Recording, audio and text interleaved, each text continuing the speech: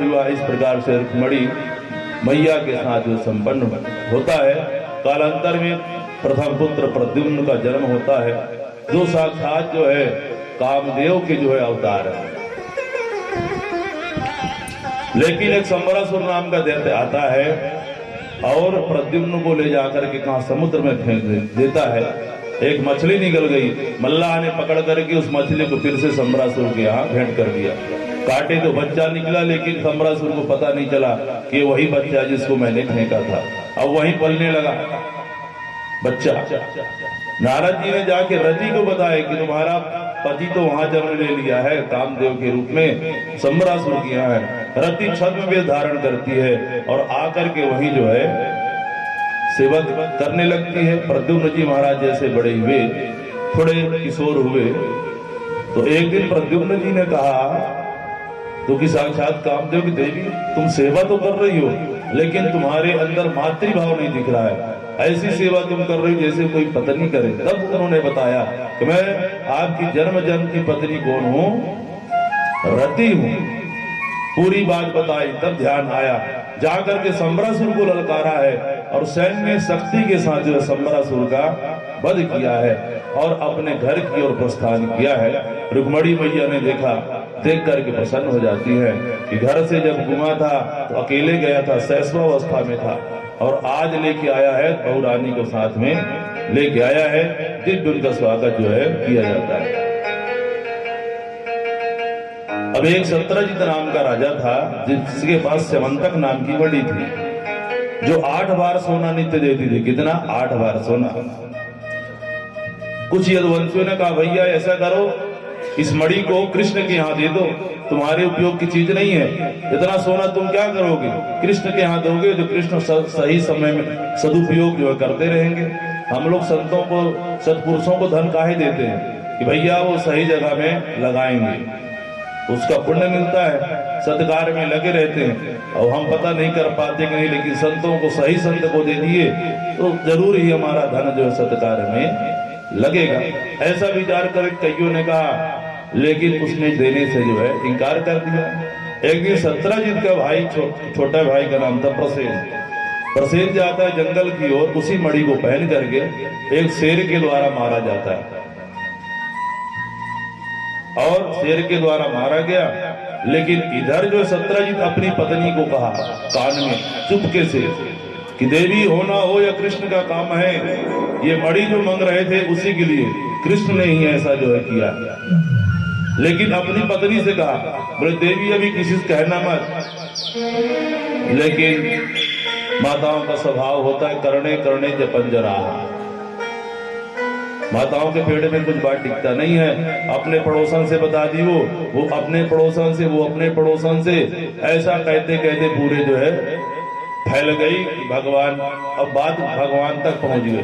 भगवान को पता चला कि हमारे ऊपर एक कलंक लग गया। भगवान जंगल की ओर जाते हैं, देखे तो एक शेर मरा हुआ पड़ा था, लहूलुहान मरा हुआ पड़ा था। कुछ पैर के चिन्ह को देखते हुए अंदर जाते हैं, एक गुफा के अंदर जाते हैं तो जामवती जी और जामवंत जी अंदर थे, और जामवती जी उस मणि में से जो है पहन करके खेल रहे थे।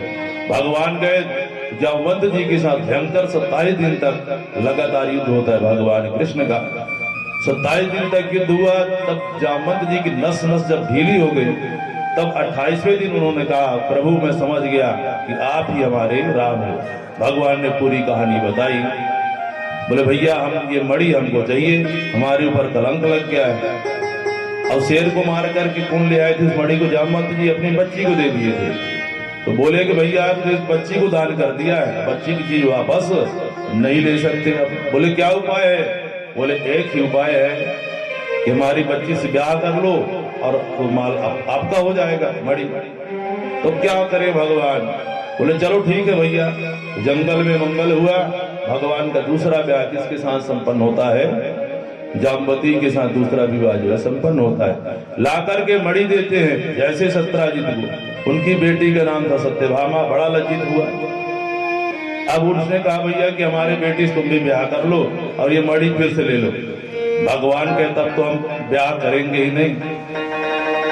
जनता हमें क्या कहेगी कि मणि के लेने के लिए भगवान ने कृष्ण ने ब्याह किया है, हम नहीं करेंगे। बहुत अन्याय विनय जब किया तो बोले भैया ऐसा है, ठीक है मणि तुम अपने पास रखना, हम ब्याह कर लेते हैं और जो उससे सोना निकलेगा उसको ला करके यहाँ पहुंचाते रहना। इस प्रकार से भगवान का तीसरा ब्याह जिसके साथ होता है सत्यभामा के साथ जो है संपन्न होता है। एक दिन भगवान इंद्रप्रस्थ पधारते हैं। इंद्रप्रस्थ दिल्ली का प्राचीन नाम है इंद्रप्रस्थ। पांडवों के यहाँ पधारे तो अर्जुन के साथ घूमते हुए समुद्र के किनारे घूम रहे थे तो एक कन्या जो है तपस्या कर रही थी। भगवान बोले अर्जुन देखो ये कौन है, तपस्या कर रही है। अर्जुन ने जाके पूछा तो उसने बताया मैं सूर्य की दूता हूँ, मेरा नाम है कालिंदी, मैं भगवान को पाने के लिए तपस्या कर रही हूँ, ब्याह करने के लिए पति रूप में। जाके भगवान को बताए, भगवान बोले तुम भी आ जाओ। और कालिंदी के साथ भगवान का जो है चौथा विवाह जो है संपन्न होता है। एक थे अवंती उज्जैन देश के राजा बिंद और अरविंद, उनकी बहन का नाम क्या था मित्रवृंदा। वो राजनीतिक लाभ लेने के लिए जो है बहन का विवाह दुर्योधन के साथ करना चाहते थे, लेकिन भगवान भी उस स्वयंवर में उपस्थित थे। मित्रवृंदा ने बिना कुछ सोचे समझे भगवान के गले में माला डाल देती है। मित्रवृंदा के साथ भगवान का पांचवा विवाह जो है संपन्न होता है। एक थे कौशल नरेश नग्नजित, उनकी बेटी का नाम था सत्या देवी। उन्होंने उनके पास 7 सांड थे। कितने सांड? 7 सांड। उन्होंने संकल्प किया था जो इन 7 सांडों को एक साथ नाथ देगा उसके साथ मैं अपनी कन्या का विवाह करूंगा। बड़े बड़े राजकुमार आते, वो बैल उठा करके पटक देते, किसी का वध कर देते, किसी का कुछ कर देते। सब जो है बड़े बड़े राजकुमार हार गए। भगवान आए हैं, 7 को जो है 7 स्वरूप धारण किया है, 7 को एक साथ नाच दिया है। और ये कारनामा करके भगवान का जो है 6वां विवाह किसके साथ संपन्न होता है? सत्या देवी के साथ संपन्न होता है। एक भगवान की बुआ थी श्रुतकीर्ति। श्रुतकीर्ति की बेटी का नाम था भद्रा। तो भद्रा के साथ भगवान का बुआ की बेटी के साथ 7वां विवाह जो है संपन्न होता है। अब हमारे यहाँ तो ऐसा ब्याह नहीं होता है, लेकिन दक्षिण भारत में विशेष करके कहते हैं आज भी ये ब्याह को इस प्रकार से जो ब्याह होते हैं उसको बड़ा मंगल जो है माना जाता है। तो 7वां विवाह किसके साथ? बुआ की बेटी के साथ भगवान का संपन्न होता है। 8वां विवाह एक लक्ष्मणा नाम की कन्या के साथ भगवान का संपन्न होता है। इस प्रकार से भगवान के कितने ब्याह हो गए? कितने ब्याह हो गए? 8। अब बता रहे हैं सुखदेव जी परीक्षित 16,100 विवाह भगवान की जो एक साथ संपन्न होते हैं। एक नरकासुर नाम का दैत्य था, भूमिपुत्र होने के कारण उसको भौमासुर भी कहते हैं। उसने संकल्प किया था मैं 20,000 कन्याओं के साथ एक साथ ब्याह करूंगा। जहां भी जाता युद्ध में जीतता, वहां जितनी भी राजकुमारियां रहती थी उनको सबको पकड़ करके ला करके बंदी गृह में डाल देता था। ऐसे करके 16,100 संख्या हो चुकी थी। भगवान को पता चला तो अपनी पत्नी सत्यभामा के साथ गए उसके नगर में, और नगर में गए तो उस नगर में रक्षण कर रहा था कौन? 5 फन वाला मुर नाम का दैत्य। भगवान ने उसका पहले वध किए हैं। मुर नाम के दैत्य का वध करने के कारण भगवान का एक नाम क्या हो गया है? मुरारी। बोलो मुरारी भगवान की जय हो।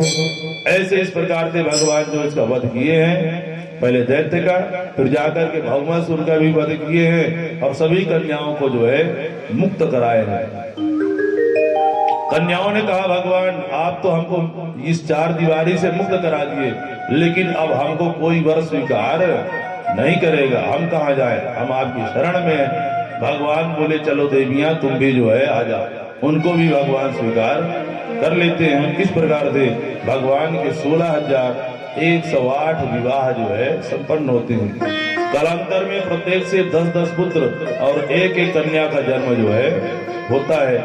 इस प्रकार से कुल मिलाकर के कितना हो गए? 1,61,080 पुत्र और 16,108 कन्या मिलाकर के 1,70,188 भगवान की संतानें होगी। कितने?